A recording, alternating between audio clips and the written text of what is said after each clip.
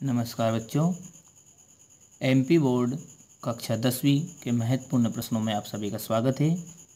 आज और हम एक नया प्रश्न यूनिट 3 का महत्वपूर्ण प्रश्न का अध्ययन करेंगे। चलिए प्रश्न को हम देखते हैं। अंतर्राष्ट्रीय व्यापार को प्रभावित करने वाले कारक बताइए, अर्थात या फिर विदेशी व्यापार को प्रभावित करने वाले कारक बताइए।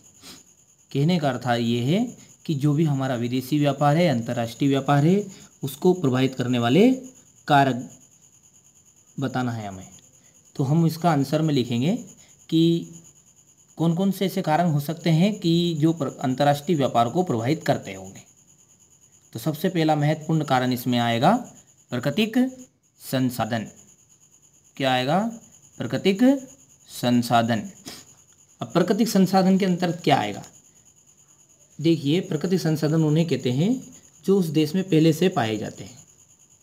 वहाँ की जलवायु, वन, कृषि योग्य भूमि और खनिज आदि। तो पहला महत्वपूर्ण प्रभावित कारक क्या होगा? प्राकृतिक संसाधन। किसी भी देश के प्राकृतिक संसाधन भी अंतर्राष्ट्रीय व्यापार को प्रभावित करते हैं। प्राकृतिक संसाधनों में देश की जलवायु, वन, कृषि योग्य भूमि और खनिज आदि आते हैं। कौन कौन आते हैं अंतर्गत इसके? प्राकृतिक संसाधनों के अंतर्गत देश की जलवायु, वन, कृषि योग्य भूमि और खनिज आदि आते हैं। चलिए दूसरा पॉइंट इसका महत्वपूर्ण प्रश्न बना पॉइंट रहेगा स्थिति। जो देश व्यापारिक मार्गों में स्थित होते हैं उनकी व्यापारिक स्थिति अच्छी होती है। कहने का अर्थ आता है कि जो ऐसे देश जो ऐसे मार्ग में स्थित हो कि जहाँ पर व्यापार उनका अच्छा चले तो उनकी व्यापारिक स्थिति स्वाभाविक है अच्छी रहेगी। तो दो आपके प्रभावित होने वाले करने वाले कारक हो गए हैं। नंबर 1 है प्राकृतिक संसाधन और दूसरा है स्थिति। तीसरा है समुद्र तट। समुद्र तट, जो देश समुद्र तट पर स्थित होते हैं उनका भी अंतर्राष्ट्रीय व्यापार कैसा चलता है? अच्छा चलता है। ऐसे देश जो समुद्र तट पर स्थित है उनका भी अंतर्राष्ट्रीय व्यापार अच्छा चलता है। और लास्ट आपका है आर्थिक विकास।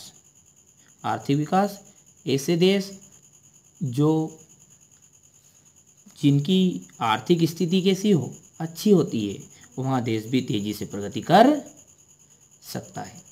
तो एक बार अब रिवाइज करते हैं फिर से। इसका क्या बोला था? पहला पॉइंट हमने प्राकृतिक संसाधन, हाँ बोलने का प्रयास कीजिएगा। किसी भी देश के प्राकृतिक संसाधन भी अंतर्राष्ट्रीय व्यापार को प्रभावित करते हैं। और प्राकृतिक संसाधनों में देश की जलवायु, वन, कृषि योग्य भूमि, खनिज आदि आती है। नंबर 2 क्या था? स्थिति। जो देश व्यापारिक मार्गों में स्थित होते हैं उनकी व्यापारिक स्थिति कैसी होती है? अच्छी होती है। और तीसरा पॉइंट क्या था? समुद्र तट।